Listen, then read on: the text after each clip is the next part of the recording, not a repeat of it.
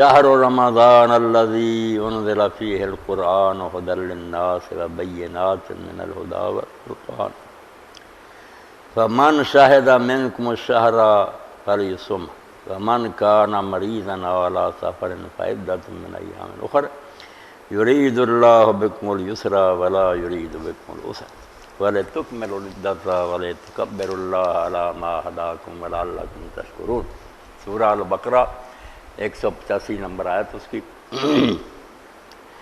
اللہ تعالیٰ نے ہمارے لیے جو روزوں کی بات مقرر کی، جس کے بارے میں اللہ کے رسول علیہ السلام کا بہت پیارا ارشاد حکیم صاحب نے ہم تک پہنچایا کہ ہر نیکی جو ہے نا اس کا علم لوگوں کو ہو جاتا۔ زکوٰۃ بھی دے تو کم از کم زکوٰۃ دینے والا لینے والا دو تو جانتے رہو، مگر روزہ ایسی بات ہے کہ اس کو کوئی نہیں جان سکتا کہ رکھا ہی نہیں۔ آپ سامنے اگر صبح سے کھانا کھلا کر آپ کسی شخص کو اپنے پاس بٹھا لیتے ہیں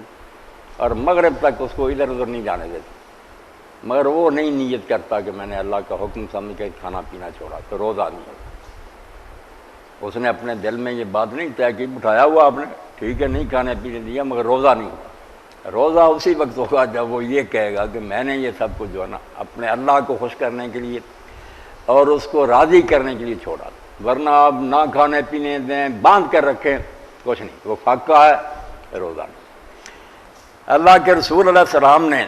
یہ تین چیزیں جو ہے رمضان المبارک میں، روزہ ہے، پھر رات کا قیام ہے اور لیلۃ القدر کا قیام ہے، ان سب کے بارے میں حدیث پاک میں فرمایا ایمان و احتساب، کہ جو یہ تینوں کام ایمان اور احتساب ثواب کو حاصل کرنے کی نیت سے کرے گا اس کے پچھلے گناہ معاف ہو۔ یہ دو شرطیں لگی ہیں تینوں کے ساتھ، من صام رمضان ایمان و احتساب، من قام رمضان ایمان و احتساب، من قام لیلۃ القدر ایمان و احتساب۔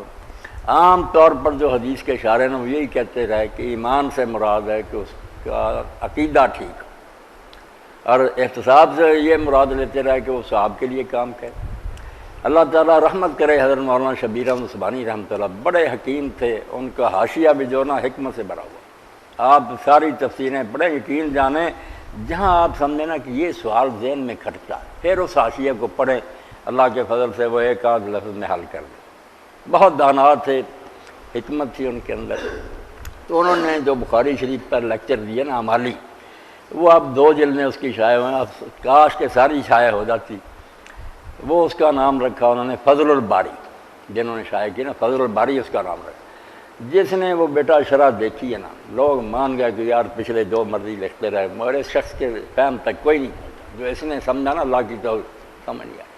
اور حدیث پاک کو سمجھانے کے لیے ان کا جو انداز ہے نا، مولانا محمد قاسم نانوتوی دل میں اترنے والا، آدمی اس طرح دیوانہ ہو جاتا ہے کہ اللہ کے رسول کے کلمات میں کیا حکمت۔ فضل الباری 2 حصے ہی آئے، صرف حضور تیمم تک پہنچے ہیں، آگے نہیں عجیب بھائی چھپ جائیں اگر وہ سارے ان کے لیکچر، تو بہت عمدہ بات۔ تو مولانا فرماتے ہیں کہ یہ بات جو ہے کہ ایمان، یہ تو ساری امت کو پتا کہ عقیدہ درست نہ ہو تو کافر کا تو کوئی عمل قبول ہی نہیں ہوتا، یہ الگ سے بیان کرنے کی کیا ضرورت ہے کہ وہ ایمان سے روزہ رکھے۔ اور احتساباً جو ہے کہ وہ آدمی جو بھی روزہ رکھتا یا کوئی بات کرتا ثواب کے لیے کرتا، نماز پڑھے۔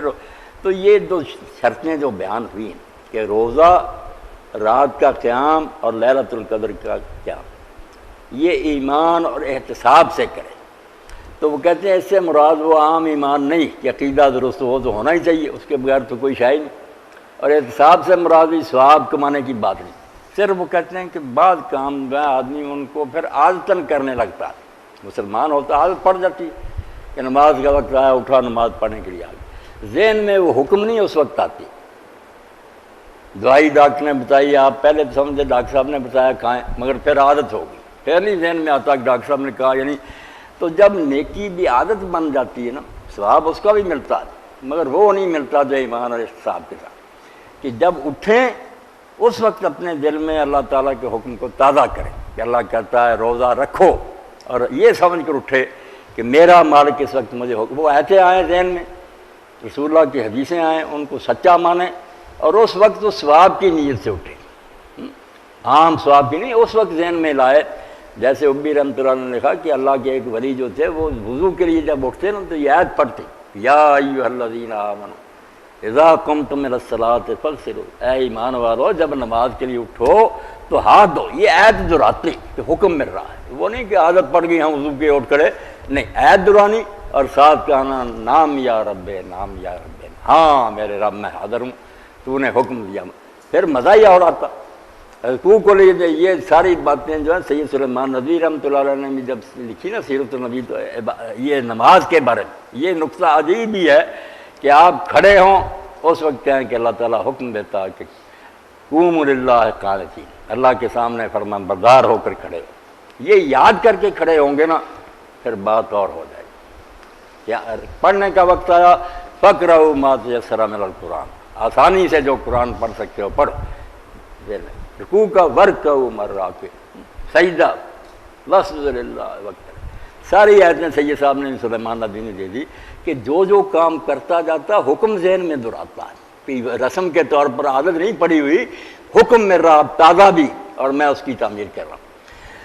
تو لکھنا ہے کہ ان باتوں کو جب اس طرح کرے کہ حکم اللہ تعالیٰ کے تازہ کرے اور اس کو پھر کہے کہ سچے ہیں،